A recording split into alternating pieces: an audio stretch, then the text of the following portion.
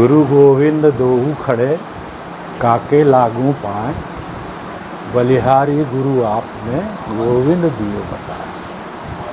गुरु का जो अर्थ है वो अर्थ है गुह धन रूप, जो हमको अंधकार से प्रकाश की ओर ले जाता है, ऐसा वह है गुरु। तो गुरु जी ने हमारे अंधकार को दूर तो किया ही, हमारे अंदर वो प्रकाश, वो ज्योति, उसका जागरण भी किया और हमें उस वास्तविक ज्ञान की, उस वास्तविक ज्ञान का जो है वो हमें प्रदान किया।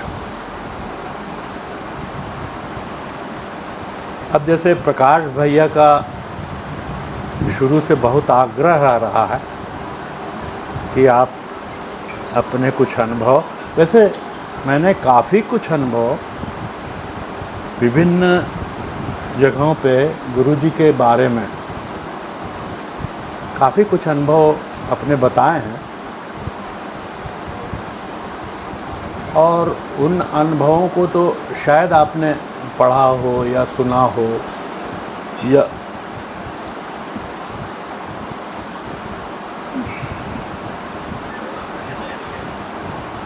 गुरुजी के साथ हमारा जो प्रारंभिक अनुभव है, वो प्रारंभिक अनुभव तो दुर्ग से ही प्रारंभ हुआ था।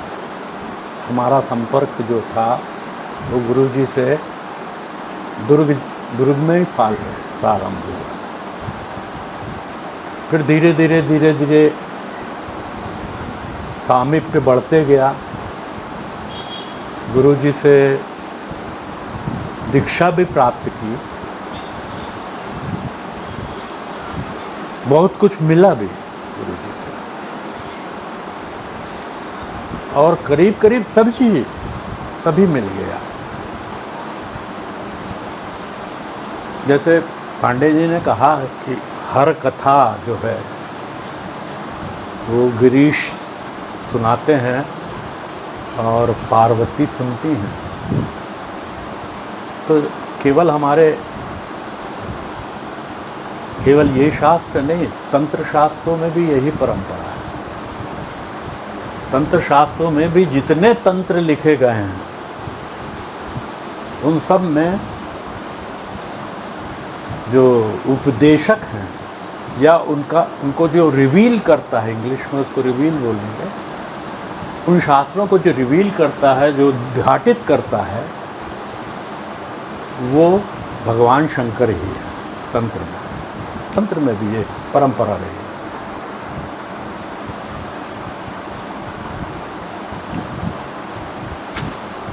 तो जो रहस्य हमको रिवील किए गुरुजी ने, तो वो शंकर के रूप में ही रिवील किया।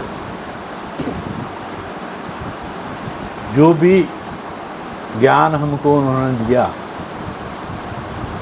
वो ज्ञान उन्होंने शंकर के स्वरूप में आके दिया, इसलिए शायद हमको इतना ज्ञान मिल सका।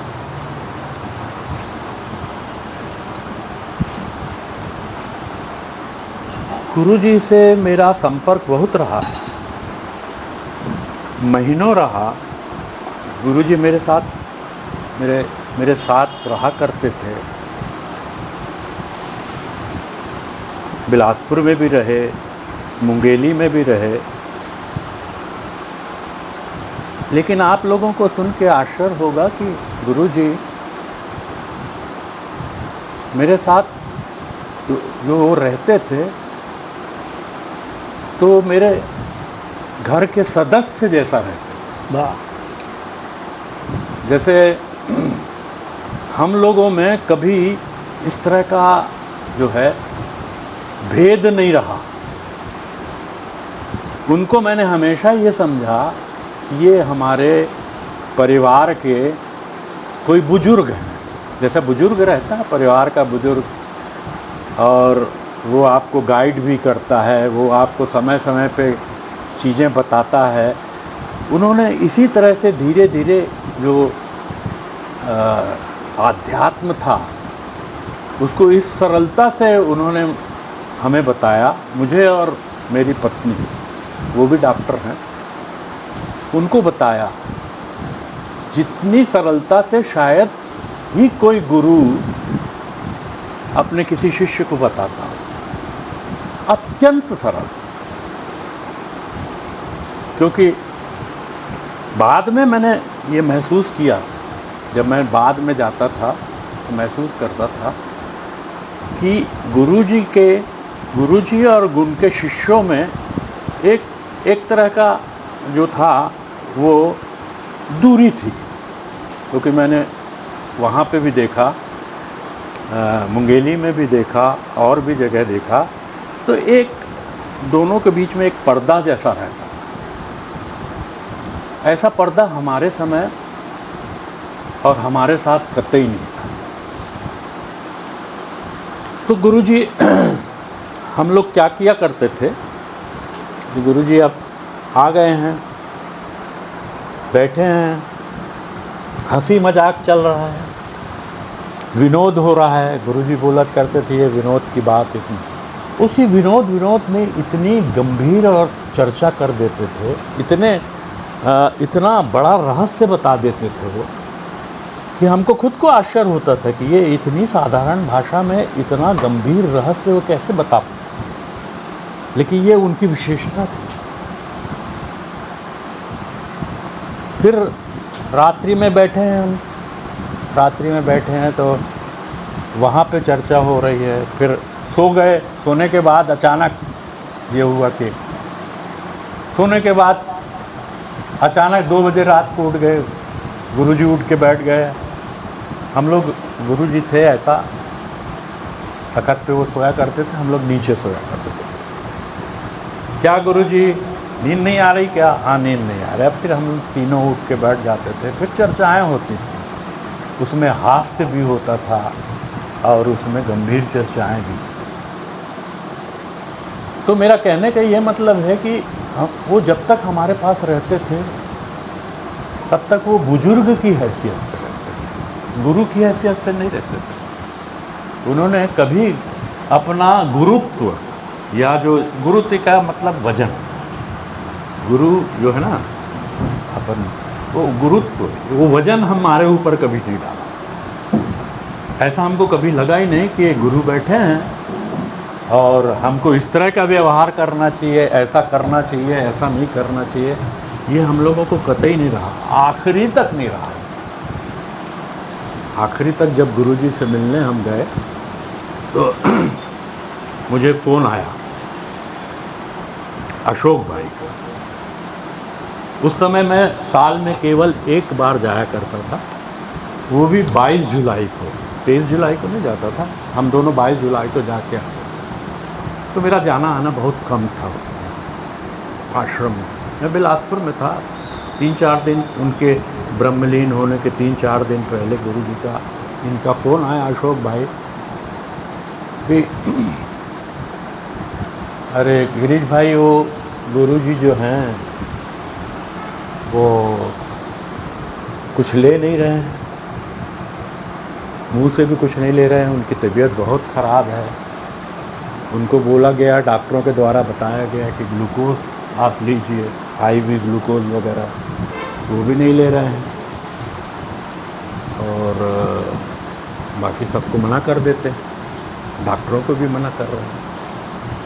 तो आप आ जाइए, आपसे ही वो मानेंगे। ये 3-4 दिन पहले की बात। तो मैं गया, मैं और किरण देवरस हैं, डॉक्टर किरण देवरस, वो भी गुरुजी के शिष्य हैं। मैं गया वहाँ और जाके मैंने देखा कि गुरुजी ऐसा लेटे हुए थे, एक व्यक्ति उनके चरण दबा रहा था, अशोक भाई वगैरह इधर उधर थे। तो मैंने, जिस तरह से हम लोगों की बात हुआ करती थी, मैं उसके ऊपर बता। तो मैं गया उनके पास बैठा, मैंने बताया गुरुजी मैं गिरीश। कुछ नहीं बोला। मैं बोला ये क्या जिद पकड़ी है आपने, क्यों नहीं लगवा रहे हैं आप IV ग्लूकोज, क्यों नहीं ले रहे हैं पानी वगैरह, लाइए हाथ दीजिए। उनने पट से हाथ दिया। किरण को मैंने बोला कि किरण इनको IV ग्लूकोज लगा दो। मैं IV ग्लूकोज लगा, हम लोग 3-4 घंटे रहे। तो मेरा कहने का ये मतलब है कि हमारे और गुरुजी के बीच में इस तरह की चर्चा हुआ। और ये बाकी लोगों से क्या होता था ये तो मुझे ज़्यादा मालूम नहीं, लेकिन गुरुजी का जो प्रभाव था, जो आरा था, वो इतना अधिक था कि हमारे यहाँ जो डॉक्टर वगैरह आते थे, मैं आपको एक घटना बताता हूँ। तो घटना शायद आपने कहीं सुनी होगी। एक महात्मा थे, महात्मा ही बोलेंगे आप उनको, वो महात्मा के रूप में वो ना जाने जाते थे। उस समय गुरु जी रहा करते थे डॉक्टर शिंदे, प्रोफेसर शिंदे थे। वो डीन थे रायपुर मेडिकल कॉलेज। हमारा भी आना जाना हुआ करता था गुरु जी के पास। मैं उस समय यहाँ एक दुर्ग है, निकुंग करके एक जगह है, वहाँ पे मैं पोस्टेड था।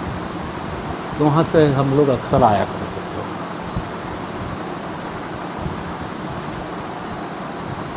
तो वो डॉक्टर शिंदे के यहाँ उनके किसी मित्र ने शिंदे साहब को फ़ोन किया कि हम एक संत महात्मा को आपके यहाँ भेज रहे हैं, जबकि गुरुजी वहाँ रहते थे। गुरुजी का निवास उस समय डॉक्टर शिंदे के यहाँ था, एक कमरे में गुरुजी रहा करते थे।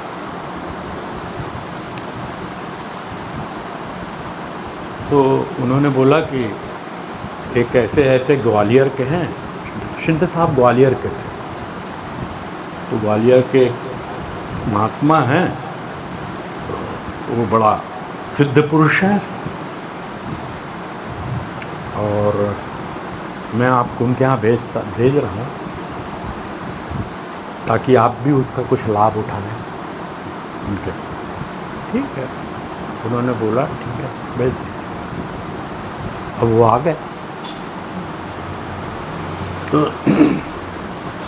गुरुजी दूसरे कमरे में थे, और ये आके उनका फिर होने लगा वो जिस तरह से उनकी सिद्धियां थी, वो सिद्धियां अपनी प्रदर्शित करने लगे। डॉक्टर शिंदे में से शिंदे भी बड़े प्रभावित हुए। उन्होंने अपने संपर्क में जो लोग थे उनको भी बताना चालू किया। गुरुजी के बारे में कभी नहीं बताया, लेकिन उनके बारे में गुरुजी बताना चाहिए।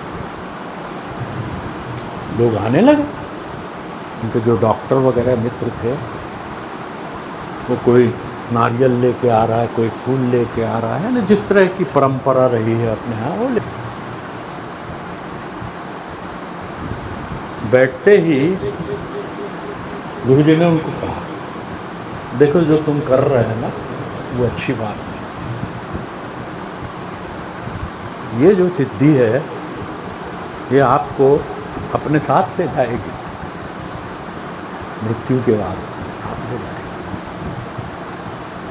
इसको छोड़ दो। ये गुरुजी ने मुझको बताया, क्योंकि मैं निकुंज से आया था दूसरे दिन, तो बताया था ऐसे। तो उसने बोला, उसने गुरुजी के चरण स्पर्श किए, बोले मैं छोड़ना चाहता हूँ लेकिन अब छूट नहीं, कृपया आप मेरे ऊपर कृपा करें। गुरुजी ने बोला कृपा तो कर दूंगा। उन्होंने उनका तरीका बताया, ऐसा ऐसा कर लें तो छूट जाएगा, अन्यथा आप कहाँ जाओगे, ये आपका उद्धार नहीं। वो ऐसा कह के, भूत प्रेत बनोगे और क्या बनोगे? ऐसा कह के चले, वो चले गए वहाँ। और उन्होंने उसी रात को अपना बिस्तर बांधा और शिंदे साहब के यहाँ। तो दूसरे दिन मैं पहुंचा, तो मुझको गुरुजी ने बताया, देखो ऐसी वैसी बात है, और बड़ी भीड़ लग रही थी, शांत है बिल्कुल, कोई नहीं। तो मैंने बोला, गुरुजी एक चीज़ बताइए, उस व्यक्ति का वाकई भला हो?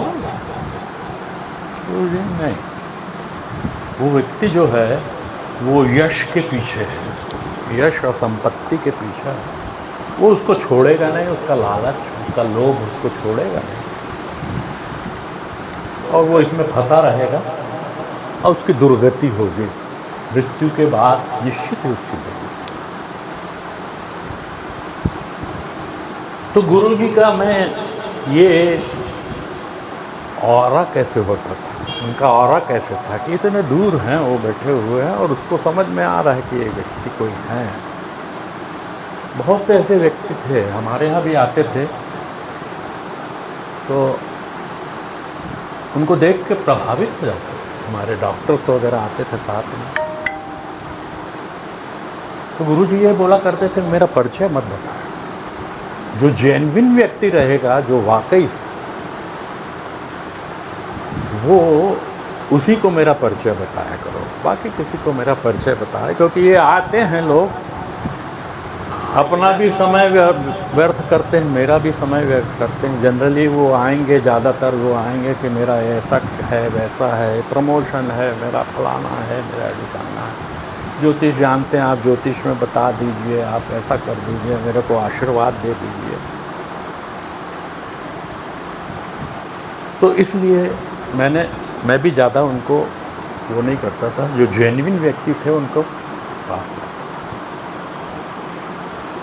राजनीतिज्ञों से वो बहुत दूर रहते थे, राजनीतिज्ञ उनके पास फटकते हैं, और वो उनको कभी तरह भी नहीं देते थे, जिसको बोलते हैं ना, लिफ्ट भी नहीं। कभी कभी मैं बड़ा उनसे लगा हुआ था, कभी कभी जिद कर लेता था, नहीं गुरुजी आप पढ़ो, नहीं गुरुजी इसको, ठीक है, वो कभी ना ही नहीं करते थे। अगर मैंने बोला तो फिर उन्होंने कुंडली देखना छोड़ दिया था। वो बहुत अच्छे ज्योतिषी थे, बहुत ही अच्छे, यानी रेयरली होते हैं ऐसे ज्योतिषी, मैंने तो आज तक नहीं देखा है ऐसा। ज्योतिष मैं भी थोड़ा बहुत जानता हूँ, तो मैंने कभी नहीं देखा ऐसा ज्योतिष। तो कभी कभी मैं किसी परिचित की कुंडली वगैरह ला के, उन्होंने छोड़ दिया था कुंडली देख, तो मैं कभी कभी जाता था, लेके जाता था, तो मुझे इसको बता दो, अच्छा ठीक है, निकाल देख बता, मैं बता देता। नहीं था वो किसी को नहीं बताते, चाहे कोई आ जाए।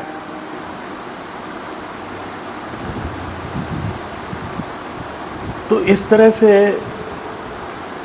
ज्योतिष के विद्वान होते हुए भी, इसी तरह से उन्होंने संगीत के बहुत बड़े विद्वान थे, वो संगीताचार्य थे।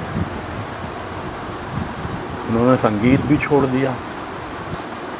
उनकी पट्ट शिष्या हमारी जो सगी बहन थी, उनको उन्होंने संगीत को दे दिया, वो पट्ट शिष्या दुर्ग में थी कि तुम अब करो। उस दिन से उन्होंने संगीत छोड़ दिया। बहुत सी विधाएं थी,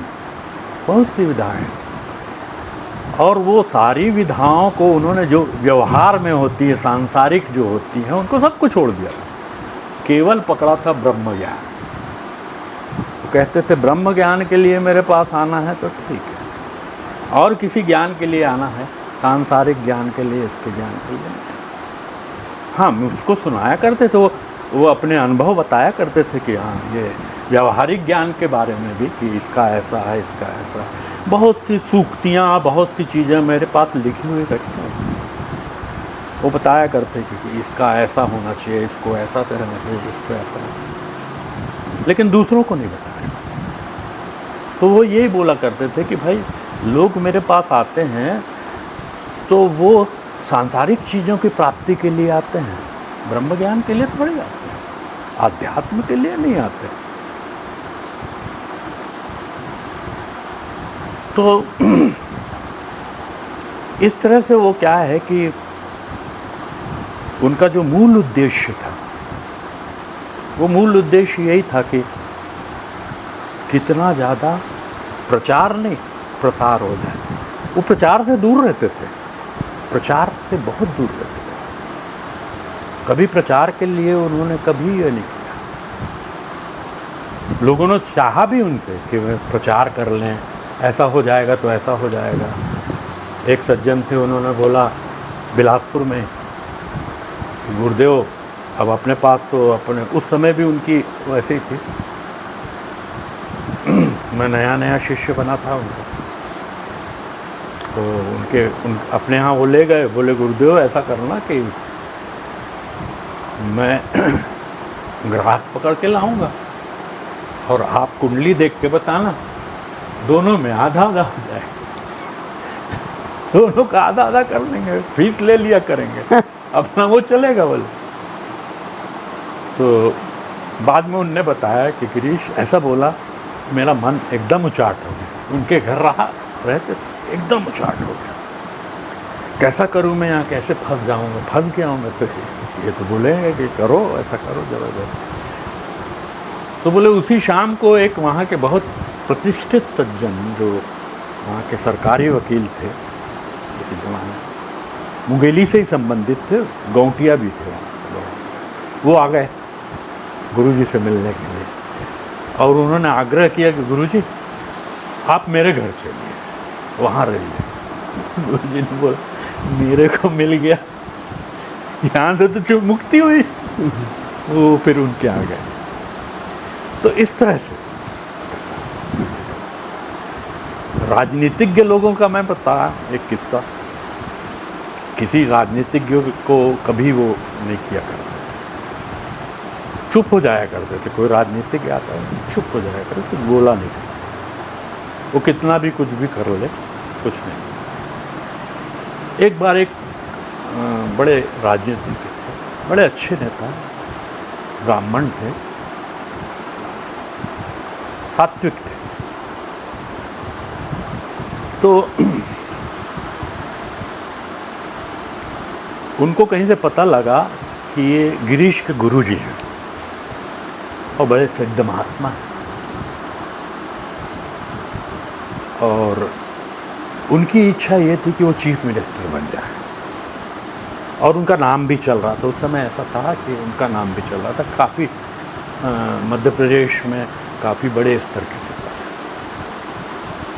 मेरे से भी परिचित थे। तो एक दिन मेरे पास आए, बोले आपके गुरुजी से मिलना है। क्यों मिलना है?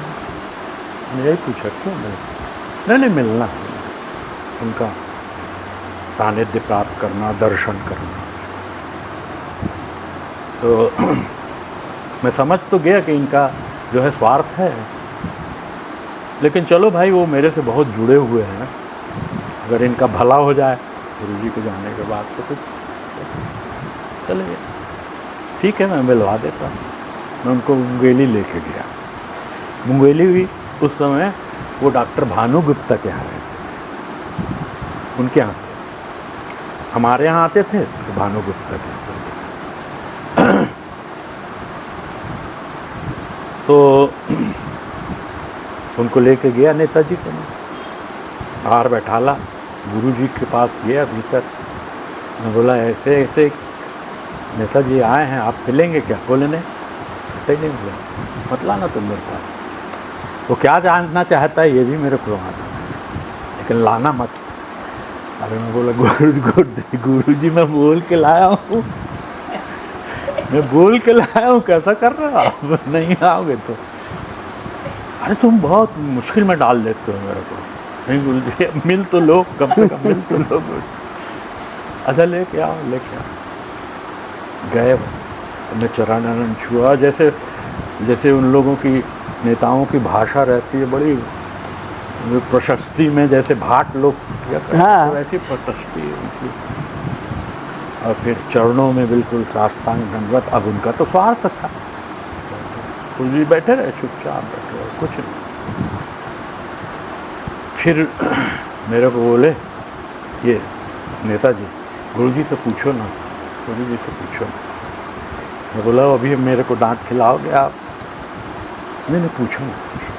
मैं गुरुजी से बोला, गुरुजी ये नेताजी हैं, नाम नहीं बताऊंगा उनका, नेताजी हैं, ये पूछ रहे हैं कि ये इनका नाम चल रहा है सीएम के लिए, सीएम बनेंगे क्या? गुरुजी चुप, थोड़ी देर के लिए चुप रहे। फिर अचानक बोलते, ये सीएम तो नहीं बनेंगे, हाँ सीएम के बराबरी की कोई पद इनको मिल जाए। अब उनको तो सीएम बनना था, बराबरी का पद क्या हो सकता है? तो मेरे को बोले, नेताजी रिकमेंड करो ना, रिकमेंड करो। मैं बोला नहीं, अब नहीं करो। उन्हें एक बार बोल दिया, मैं अब नहीं बोलूँगा, चुपचाप हम लोग नहीं चले। वो सीएम तो नहीं बने, सीएम के बराबरी का पद उनको मिल गया, विधानसभा अध्यक्ष, वो भी बराबरी का समकक्ष ही। वो विधानसभा अध्यक्ष हुए वो। तो मेरा ये कहने का मतलब है कि वो फिर उसके पास कभी उन्होंने वो जिक्र नहीं किया, ना कभी उनके पास गए, ना कभी वो क्या है, नेताजी भी दोबारा दर्शनों के लिए भी नहीं आए। तो मेरा कहने का ये मतलब है कि राजनीतिज्ञ लोगों से थोड़ी सी दूरी बना के रखें।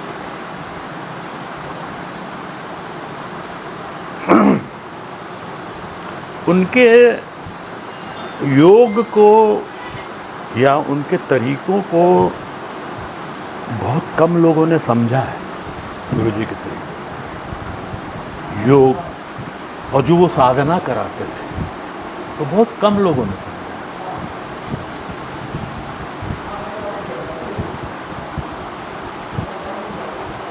और उनकी साधना में जितने भी साधन हैं, जितने भी साधन मुझको तो याद आते हैं, सारे के साधन उनकी एक साधना में मिले हुए। कोई जैसे बोलते हैं ना, कोई ध्यान योग, आपका ज्ञान योग, तो भक्ति योग, तो कर्म योग, तो लय योग, तो महालय योग, ऐसा बहुत तरह की चीज़ें बताते हैं, सब साधन हैं। और ये जो साधन है ना, वो समाप्त होते हैं। ये गुरुजी का कहना, साधनों की एक सीमा है, लेकिन हम साधन को पकड़ के बैठे, उसकी एक सीमा होती है। साध्य को प्राप्त करने के बाद साधन की समाप्ति हो जाती है, लेकिन हम उस साधन को पकड़े बैठे हैं। चूंकि हम उस साधन को पकड़े बैठे रहते हैं, इसलिए हमको साध्य मिल नहीं पाता। तो तीन चीज़ें होती है, साधक, साध्य, साधन। तो वो साधक को इस तरह से बताया करते थे, साधक को उसके अनुरूप, साधक के अनुरूप, जो साधक की क्या प्रवृत्ति है, क्या नेचर है, क्या उसको सूट करेगा, क्या नहीं करेगा, ये तत्काल समझ लेते थे और फिर उसके अनुरूप बताया करते। वैसे आप बाहरी रूप से देखेंगे गुरुजी को, तो गुरुजी ने कभी पूजा नहीं की। कभी देखा गुरुजी को पूजा करते, कभी देखा किसी मंदिर जाते, कभी देखा किसी को प्रणाम करते, करते ही नहीं। तीर्थ यात्रा कोई भी, जैसे जितने भी हैं देखा, नहीं देखा। बरसाने गए थे एक बार। है? हाँ, वो तो पहले की बात।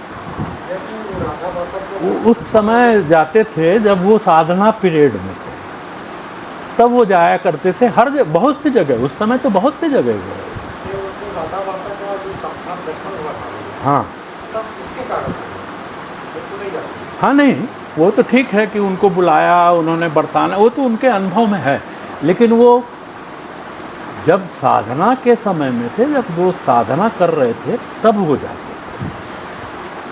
जब और बोले मैं संसार में किसी के सामने नहीं झुका, यदि झुका तो राधा रानी के चरणों में।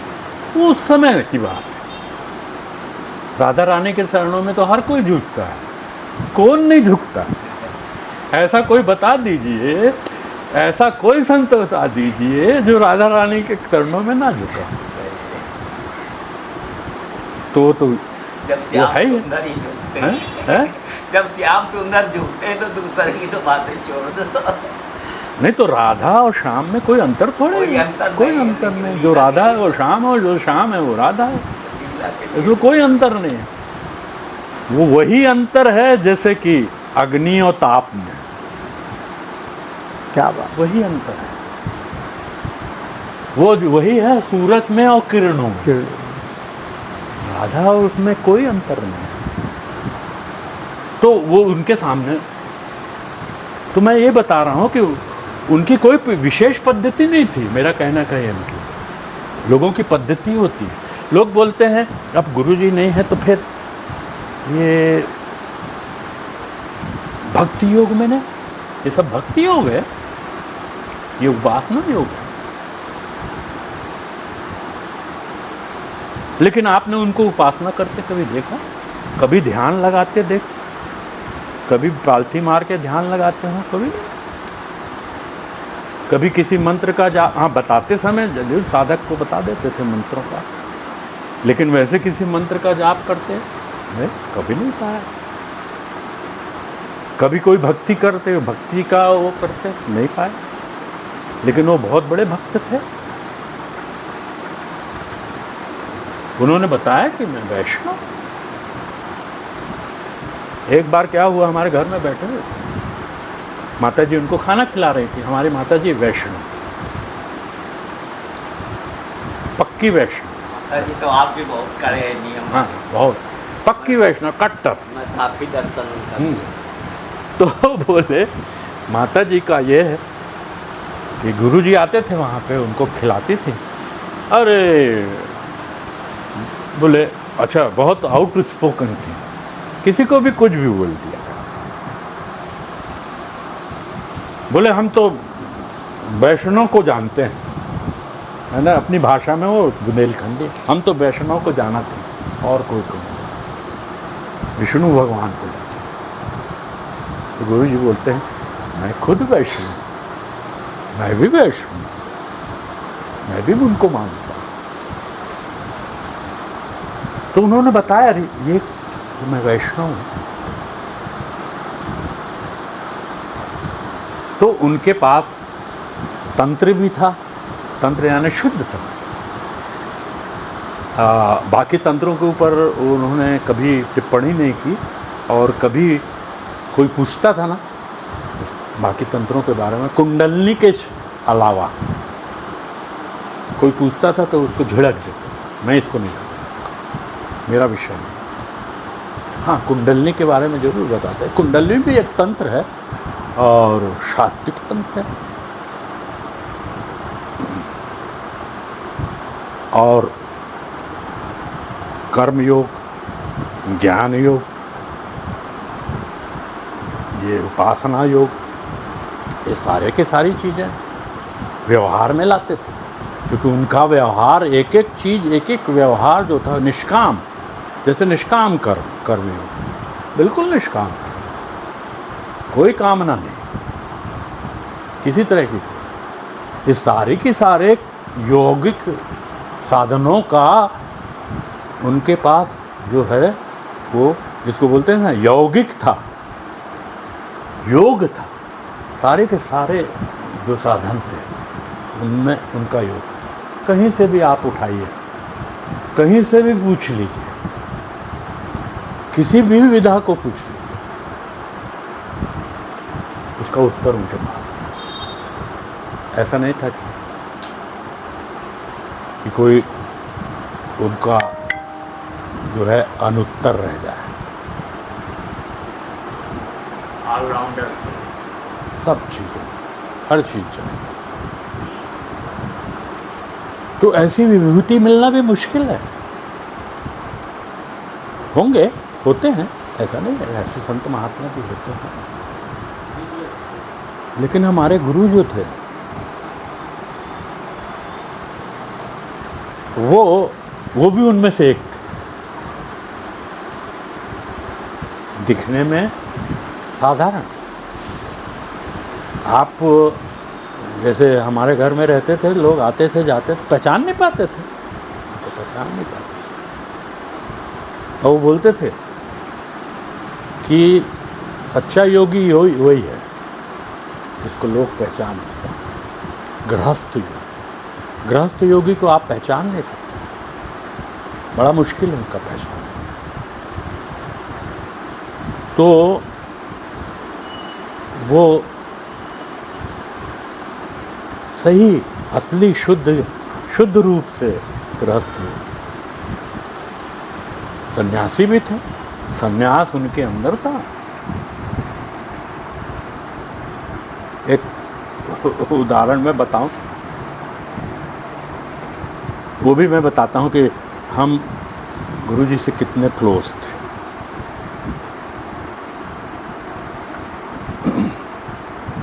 गुरुजी की पत्नी जो थी, गुरु में उनकी मृत्यु, गुरुजी छोड़ के आ गए थे। उन्होंने बोला था अपनी गुरु माता को कि भाई मैं तो घर से बाहर निकल रहा हूँ। तो इन्होंने गुरुजी ने गुरु छोड़ने का वो लिया, फैसला किया। तो वो ये हुआ कि कहाँ जाएं। बिलासपुर में उनके एक शिष्य थे, डिप्टी कलेक्टर थे, retired deputy collector Dubey ji. उन्होंने आग्रह किया कि गुरुजी आप मेरे पास आ जाइए।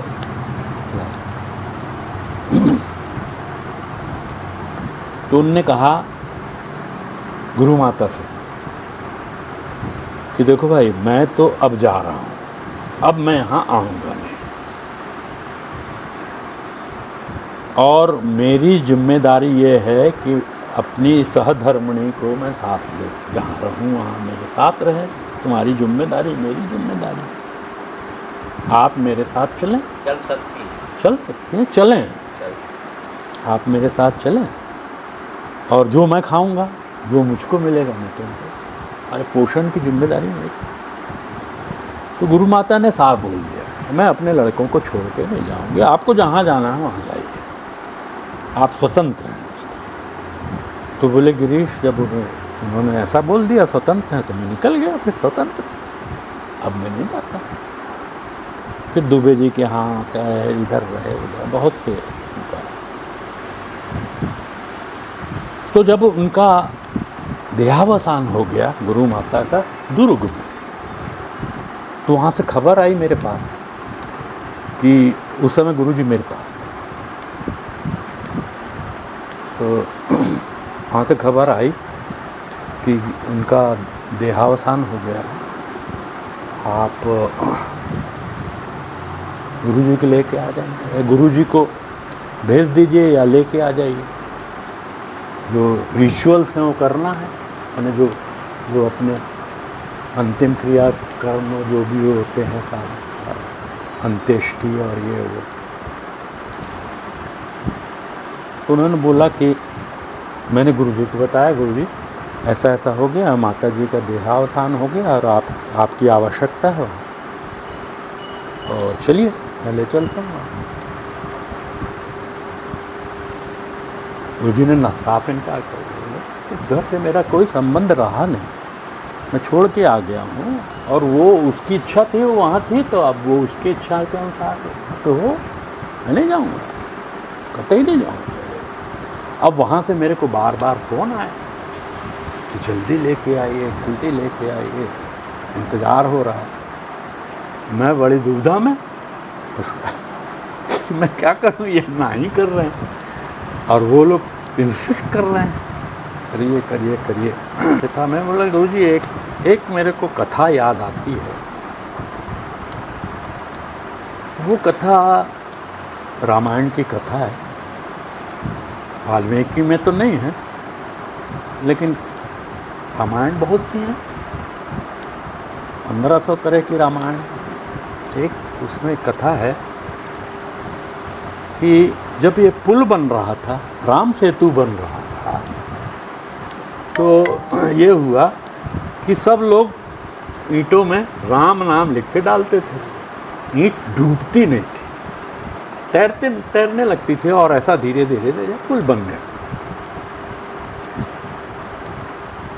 प्रभु रामचंद्र बैठे थे किनारे पे, बोले सब लोग तो राम लिख के डाल रहे हैं, मैं भी तो देखूं। तो उन्होंने भी एक ईंट पे राम लिखा और डाल दिया और वो डूब गई एकदम से डूब गई। तो इनको बड़ा लगा, संकोच सा लगा कि अरे मेरी शिला डूब गई और बाकी की चल रही है राम नाम से। ने बोला किसको पूछा जाए, तो बोले हनुमान जी सबसे बुद्धिमान व्यक्ति हैं। तो हनुमान जी को बुलाया, बोले हनुमान ऐसा ऐसा है, मेरा बड़ा संकोच है, पूछने में भी लज्जा आ रही मुझको, मेरा लिखा हुआ डूब गया। चोरी चोरी काम किए थे सर, हैं? चुपचाप डाले थे। हाँ, चुपचाप डाले थे, सबके सामने नहीं लिया। बोले ऐसा ऐसा डूब गया। तो हनुमान जी हंसने लगे जोर जोर से, बोले प्रभु जिसको आपने छोड़ दिया वो तो डूबेगा ही, डूबेगा ही। कहाँ जाएगा। क्या बात, क्या बात। तो आपने उसको छोड़ा तो वो डूब गया, बाकी लोगों का तो आप उबार रहे हैं सबका। तो गुरुजी अगर आप छोड़ देंगे वहाँ क्या बात। तो उनको कौन उबारेगा। गुरुजी बोला अरे मेरे को रोना आ रहा है, चल चल चल, बुला गाड़ी बुला, चलते हैं। मैं गाड़ी लेके आया, उनको फिर गुरु गया, फिर मैंने कई दिन तक वहाँ रहे, मैं भी रहा, सारे ये पूरे हुए, कार्यक्रम पूरे हुए। उसके बाद फिर मैं ले बोले, लेकिन एक बात वो उन्होंने पहले बोल दिया, मैं रुकूंगा नहीं वहाँ पे, तू मेरे को लेके आ जाना। बोले ठीक है लेके आ। तो फिर वहाँ से उनको फिर वापस, तो इस तरह का था उनका संन्यास। छोड़ दिया तो छोड़ दिया। हेलो। बाद में कुछ ऐसे इवेंट्स हो गए होंगे, कुछ ऐसा हो गया होगा। हाँ जी तो जी जी। गृहस्थी में आना पड़ा। हाँ। मतलब अशोक को लाना पड़ा। और ये कहाँ से कौन बोल रहे हैं? रहे होंगे, वो कारण अलग है, लेकिन दिल से उनका हाँ संन्यास, हाँ। अंदर से संन्यास का मतलब यही होता है। कोई शरणागति में आ रहा है तो देना तो पड़े। तो क्या कुछ टाइम देंगे थोड़ा? अपने पास आ जाओ भाई। हाँ नहीं, बहुत सी चीज़ें थी, तो उसमें मैं नहीं जा। हाँ तो क्या है, मैं कहीं सत्संग में बैठा था, तो ये था कि संन्यास का हाँ मतलब आते आते मेरे को आधा घंटा लग जाएगा। पूर्ण न्यास, न्यास यानी परिवर्तन। आप अंदर से संन्यास लेते, हाँ ठीक है। तो जब तक आप अंदर से परिवर्तित नहीं होते, संन्यास का कोई अर्थ नहीं। नहीं, बाहर में सत्संग में केवल कहीं वेशांतर लेक्चर कर था, देने से तो हेलो। हाँ आप जैसे घर पहुंचेंगे ना तो एक बार लोकेशन कुछ फर्क कर देंगे, क्या है काफी इसलिए टाइम हो गया ना, भूल गया हूँ। अरे कुछ नहीं, आपको स्मृति नगर में सीधे घुसना है, नहर के किनारे में घर है, बाहर से गृहस्थ थे। है ना। तो वो जब आप आएंगे मैं आपको कहाँ पर हैं अभी आप? बहुत अच्छे से निभाया गृहस्थ। मैं इधर पद्मनाभपुर तरफ में हूँ। हाँ बोलते थे मैं तो आप नेहरू नगर आ जाएंगे तो गृहस्थों के यहाँ मैं है। आपको बुला लूंगा, देख लूंगा, यही पास में है। उन्होंने एक बार भर संन्यास हाँ स्मृति नगर, स्मृति नगर। का बोला था मुझसे। हाँ, मैं आप तो संन्यास ये क्या है, धारण 1 घंटा लग जाएगा। वो मैं इंसिडेंट्स नहीं बताऊंगा क्या हाँ, है। तो वो अभी बड़ा बहस का विषय हो जाएगा। मैंने लगभग लोग 5 बज बहुत रहा लोग है, मुझसे नाराज हो जाते 6 बजे आप एग्जैक्ट आ उन्होंने जाइए, मुझे ठीक है? बोला। मैं वेशांतर कर ठीक रहा हूँ है, ठीक गिरीश, है। हाँ अगर तूने ऐसा नहीं किया तो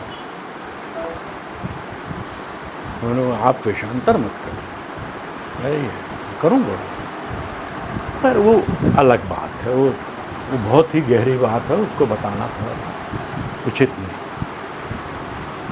ए राम। गृहस्थ रहा करते थे, उनके व्यवहार में गृहस्थी थी, लेकिन अंदर से वो सन्यास थे। मुश्किल है सन्यास को निभाना, गृहस्थ धर्म रह के सन्यास को निभाना बड़ा मुश्किल है। ये एक योगी ही कर सकता है। तो गृहस्थ योगी तो थे, कहा गया है कि गृहस्थ योगी सबसे बड़ा योगी होता है। बाकी तो किसी को कोई कुछ, अब सन्यासी को क्या है, उसको कोई जिम्मेदारियां नहीं, मगन है केवल ईश्वर की जिम्मेदारी कि ईश्वर का स्मरण कर, एक ही जिम्मेदारी है उसकी। और रहे गृहस्थ की तो 50 जिम्मेदारी है, क्या नहीं है, क्या नहीं झेलना पड़ता। गृहस्थी धर्म महावीरों का मार्ग तो ऊंचा है भाई। हम तो गुरु जी के बारे में बता रहे हैं कि गुरु जी के अंदर क्या था, बाहर क्या था, अंदर क्या था। गृहस्थ धर्म का उनने पूरा पालन किया, सन्यास धर्म का उनने पूरा पालन किया, और उन्होंने कर्मयोग को भी पूरा निभाया। तीनों एक साथ उनके, आप देख लीजिए उनके एक एक पक्ष को देख लीजिए, एक एक उनके, अगर लोग उनके समीप रहे होंगे वो उसको वो करके देख लें, कसौटी पे कस के देख लें। गुरु जी ऐसा था। मैं आपको बताता हूँ कि मैंने कई बार बोला है कि वो जिसके यहाँ जाते थे ना, किसी के यहाँ, मेरे यहाँ छोड़ के, तो उनकी एक आदत थी, उनको एक बिस्तर दे दिया गया, उस बिस्तर पे, ये गुरुजी आपका बिस्तर है, ये आपका बाथरूम है, और ये आपकी टेबल है, इसमें आपका पहले वो बैग रखा करते थे, और एक रेडियो भी रखते थे पहले। रेडियो के बहुत शौकीन थे, और उसको रेडियो के कान में एकते रहते थे हमेशा, रात में दिन में। उनको जो है ना, वो जो उसकी जो उनको मालूम था कि कैसे उसकी जो साउंड है उसको कैसे क्लियर कर सकते हैं, कितना उसको उमेटेंगे, कितना वो करेंगे तो क्लियर हो जाएगी, मधुर हो जाएगी। तो वो क्या है, उसको खोल लेते थे रेडियो को, उस समय थोड़ा दिखता था, खोलते थे और ऐसा ऐसा करके। तो मैं उनको बोला, क्या कान उमेटते रहते हो आप? अरे तुमको संगीत की वो परख नहीं है, तो संगीत के हिसाब से वो रात में संगीत चल रहा है उनका, सुन रहे हैं लोगों को, बड़े बड़े संगीतकार को सुन रहे हैं रेडियो। तो रेडियो उनका बड़ा पसंदीदा था। पिक्चर देखना उनको बहुत पसंद था। लोग सोचते हैं ना कि उनको दिखता है, उस समय दिखता था। शुरू में जब थे हम लोगों के साथ पिक्चर देखते थे, और पिक्चर कहाँ, हालांकि उनको कम दिखता था, तो पिक्चर कहाँ जाते थे, सबसे थर्ड क्लास जो पहले हुआ करता था ना, वहाँ से बड़ा बड़ा दिखता था। तो गुरु जी वहाँ जाके बैठते थे। तो ये उनका वो था। तो लोगों का आश्चर्य होता कि पिक्चर भी देखते थे। हाँ देखते थे, और बाकायदा डिस्कस करते थे। मैं एक बार पूछा था गांधी जी को, हैं? यहाँ गांधी जी थे, तो गांधी जी से पूछा, हमारे गुरु भाई जी थे, तो बताया गुरु जी सब संगीत सुनते थे और संगीत सुनते निकल जाते, ऐसा उनका। नहीं देखते थे, पिक्चर देखते थे, क्योंकि उनका बैकग्राउंड था ना। क्या होता था, क्या था, एक ज़माने में जब वो अपना यात्रा करते थे, यात्रा में थे, तो एक ज़माने में वो जो नाटक कंपनी में थे, नाटक, और नाटक कंपनी में वो हारमोनियम बजाया, हारमोनियम के नाटक भी करते थे, हारमोनियम भी बजाते थे। तो उस समय क्या था कि पर्दे के पीछे से लोग एक्ट करते थे, पर्दे के पीछे से वो संगीत चलता था, डायलॉग आला सब ये पर्दे के पीछे। तो पर्दे के पीछे ये लोग बैठते थे, तबला वाला, हारमोनियम वाले, और वो तो सालों रहते थे वो संगीत मंडली के साथ। तो वो उनका जो अभ्यास था वहाँ पे भी, कि पिक्चर जाते थे, गाना देखते थे, ये देखते थे, वो देखते थे, बहुत दिन तक रहा। तो वो उनका बैकग्राउंड था। बाद में उनने छोड़ दिया, क्योंकि दिखता भी नहीं था, कम दिखता था, लेकिन जब तक दिखता था उनका तब तक वो करते थे।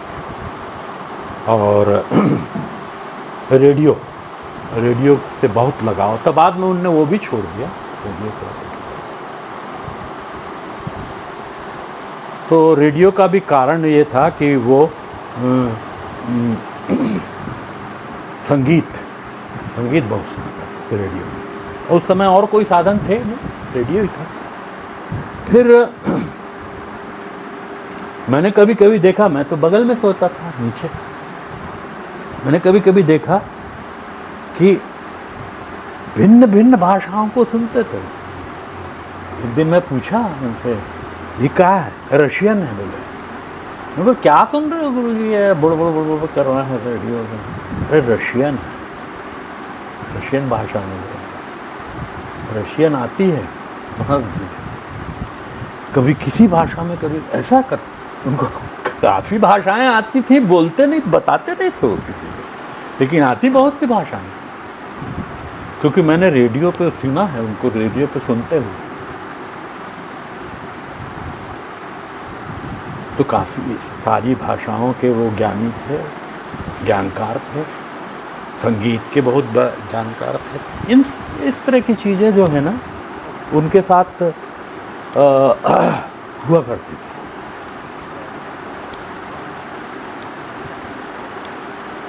और भी बहुत से जो है उनके संस्मरण हैं उनके साथ के, कुछ अच्छे हैं, कुछ बुरे हैं, गुरुजी इस पर ऐसे लोगों के। हाँ, कि एक ज्ञान प्राप्त होने पर हाँ, सब प्राप्त हो जाता ये है। वेदों का है। देखो बोले, हाँ, मैं स्वयं तुम्हारे सामने बैठा हूँ, उदाहरण, हाँ, तुम राम को नहीं देखे हो, कृष्ण को नहीं देखे हो, उस रास्ते पे चलकर मैंने प्राप्त किया है। देखो, और सही में गुरुजी का इंग्लिश, हायर इंग्लिश, हाँ, मराठी भी वैसी बोलते, ऐसे ही दो। हिंदी शुद्ध।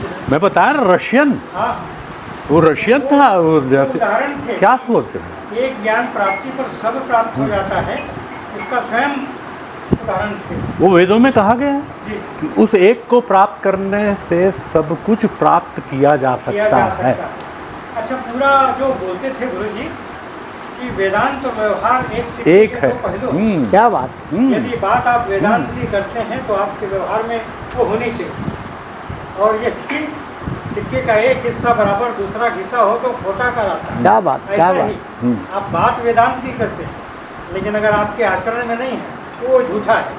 अच्छा, हमने गुरुजी के व्यवहार में एक एक चीज़, बहुत समय के बड़े पाबंद थे गुरुजी, एकदम टाइम माने टाइम।